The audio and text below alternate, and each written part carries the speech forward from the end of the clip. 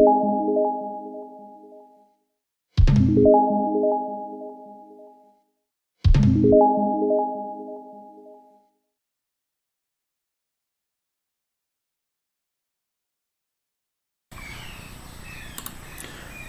साथियों, स्वागत है आपका अपने चैनल में कंप्यूटर कोड बॉक्स। और आज मैं आपको सिखाने जा रहा हूँ एमएस वर्ड में शेप्स के बारे में। तो शेप्स किस तरीके से एमएस वर्ड में इंसर्ट की जाती हैं और उनका उपयोग क्या होता है। जब हम लोग कोई भी डॉक्यूमेंट क्रिएट करते हैं और किसी टेक्स्ट के अकॉर्डिंग अगर हमें कोई शेप चाहिए होती है या कोई डिज़ाइन बनाने के लिए शेप चाहिए होती है, तो हम लोग इंसर्ट मेन्यू पे शेप्स ऑप्शन का यूज़ करते हैं। तो इसे स्टार्ट करते हैं। सबसे पहले मैं एक न्यू डॉक्यूमेंट लूँगा। न्यू डॉक्यूमेंट में इंसर्ट और शेप्स। जैसे मैं शेप्स इंसर्ट टैब में जाके इस शेप्स में क्लिक करूँगा तो मेरे पास मल्टीपल शेप्स यहाँ पे नज़र आ रही हैं। तो जैसे सबसे पहले आता है मानो टेक्स्ट बॉक्स। टेक्स्ट बॉक्स में आप लोग स्पेशल कुछ लिखना हो, जैसे मैंने यहाँ पे लिख दिया नेम। यहाँ पे लिख दिया क्लास। तो एक तरीके से आप लोग जो है अपनी नेम स्लिप जो है वो डिज़ाइन कर सकते हैं, या आईडी कार्ड जो है वो भी डिज़ाइन कर सकते हैं। तो ये पहला था आपका टेक्स्ट बॉक्स। दूसरा इसमें आता है हमारे पास पिक्चर्स में। जैसे हमें कोई स्टार लेना है, स्टार टाइप पिक्चर लेनी है, तो ये स्टार भी ले सकते हैं। फिर हमारे पास आती हैं लाइन शेप्स। ठीक है, यहाँ पे अलग अलग शेप्स हैं, जैसे line shapes, rectangle shapes, basic shapes हैं, ब्लॉक एरो हैं, इक्वेशन शेप हैं, फ्लो चार्ट है, स्टार एंड बैनर्स हैं और कैलआउट्स हैं। तो ये आप लोग यहाँ से यूज़ कर सकते हैं। जैसे मानो हमें कोई ऐड डिज़ाइन करनी है और यहाँ पे ऐड के लिए कोई लेना है आपने, तो यहाँ पे आप इस तरीके की शेप्स भी इंसर्ट कर सकते हैं। अगर आपको किसी शेप के अंदर लिखना हो तो आप लोग क्या करेंगे, उस शेप के ऊपर राइट क्लिक करेंगे और ऐड टेक्स्ट करेंगे। ऐड टेक्स्ट करने पे क्या होगा, उस शेप के अंदर आप लोग आसानी से लिख सकते हैं।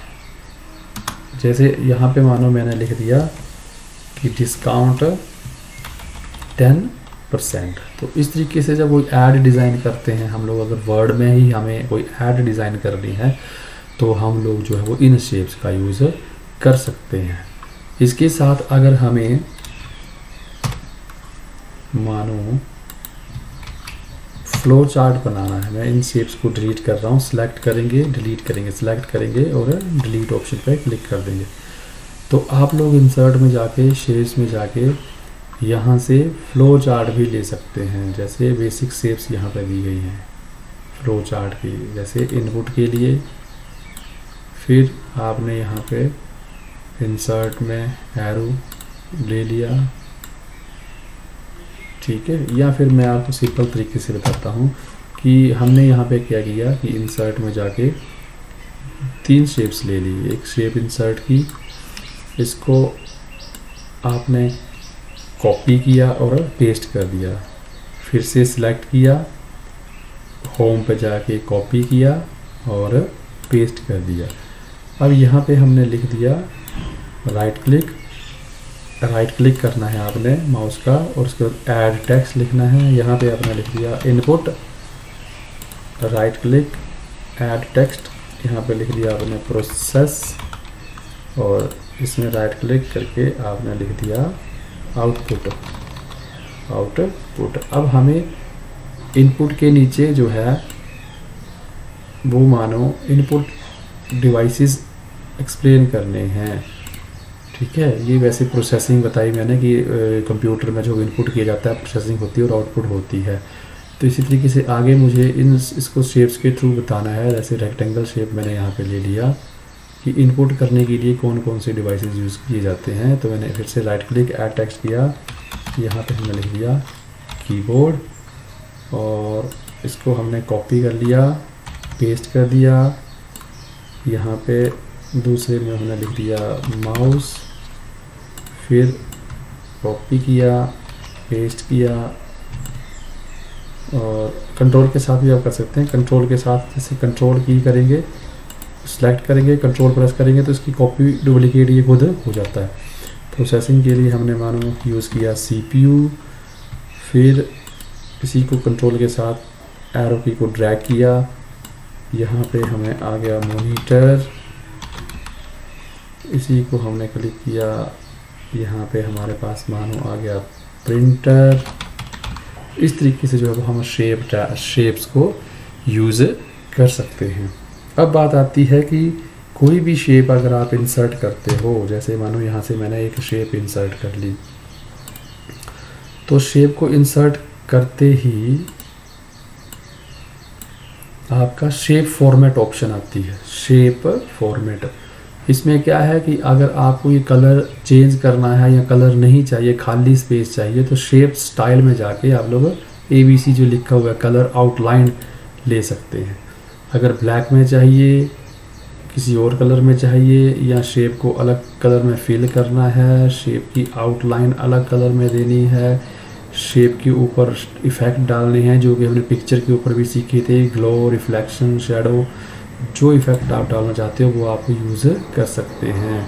और इसी शेप में अगर आप लोग कुछ लिखना चाहते हैं, फिर से राइट क्लिक, ऐड टेक्स्ट, और यहाँ पे हमने लिख दिया कंप्यूटर और साइज इंक्रीज कर दिया। अब इसको कॉपी करना तो मैंने आपको बता दिया, यही आप लोग इसमें क्या कर सकते हैं, टेक्स्ट डायरेक्शन भी चेंज कर सकते हैं, या जो लिखा हुआ है अंदर उसका कलर वगैरह भी चेंज कर सकते हैं, और टेक्स्ट डायरेक्शन भी चेंज कर सकते हैं। जैसे 90 डिग्री कर दिया तो ये अब कंप्यूटर इस तरीके से नज़र आ रहा है। तो टेक्स्ट डायरेक्शन हमने पिक्चर में भी सीखी थी। Text alignment, centre, right, left भी कर सकते हैं। क्रिएट लिंक भी कर सकते हैं, ये हाइपर लिंक में मैं आपको बताऊंगा। अल्ट टेक्स्ट कर सकते हैं, पोजीशन सेट कर सकते हैं, टेक्स्ट रैपिंग कर सकते हैं, जिससे आसानी से जो है ये आप इसको मूव कर सकते हैं शेप को कहीं भी। फिर आता है कि अगर आपके पास मल्टीपल शेप्स हैं, ठीक है, जैसे ये हमारे पास जो है, तो ये मैंने कुछ इसकी ऑप्शन पिक्चर में बताई थी, तो सेम वैसी ही ऑप्शन है, इसके लिए मैं ज़्यादा नहीं बता रहा हूँ इनमें। अब हमारे पास आता है कि मानो ये अलग अलग शेप हैं, एक ये है मेरे पास, कॉपी करके पेस्ट कर दिया, एक शेप ये है और एक शेप ये है। इन तीनों शेप्स को अगर हमें एक ही ग्रुप में अब करना हो, कंबाइन करना हो, तो हम यूज़ करते हैं ग्रुपिंग।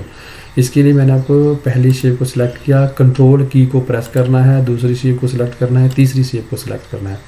किसी भी शेप के ऊपर, सिलेक्टेड शेप के ऊपर तीनों शेप जो है वो सिलेक्ट होनी चाहिए। ग्रुपिंग का एक रूल होता है कि तीनों शेप्स को सिलेक्ट करना है, फिर शेप्स के ऊपर राइट क्लिक करना है, और आपके पास एक ऑप्शन आएगी ग्रुप, उसमें आपने शेप को ग्रुप कर देना है। जैसे ग्रुप करोगे तो ये जितनी भी शेप्स थी ये एक ही शेप में कन्वर्ट हो जाएंगी। फिर राइट क्लिक करेंगे, ग्रुपिंग में जाएंगे, अनग्रुप कर देंगे, तो ये फिर से अलग अलग शेप हो जाएगी। जैसे मानो मैंने ये एक शेप ली, ये दूसरी शेप और ये तीसरी शेप, इन तीनों को इकट्ठा करना है, ग्रुप करना है, तो तीनों को क्या करना है, कंट्रोल के साथ सिलेक्ट करना है, राइट क्लिक करना है, ग्रुपिंग में जाना है और ग्रुप कर देना है। तो ये कुछ ऑप्शन थी हमारे पास MS वर्ड में शेप्स, जो कि मल्टीपल शेप्स होती हैं, और हर शेप जो है वो अपना अपना उसका एक बेसिक्स होता है और अपने अपने उसका एक यूज़ होता है। तो जैसे हम वर्ड में कोई डॉक्यूमेंट बनाते हैं तो उससे रिलेटेड अगर हमें कोई शेप चाहिए या डिज़ाइनिंग हमें अगर कोई करनी है तो हम लोग शेप ऑप्शन का यूज़ करते हैं। आशा है कि आपको ये टॉपिक अच्छा लगा होगा और इस टॉपिक से आप कुछ ना कुछ सीखे होंगे। तो धन्यवाद।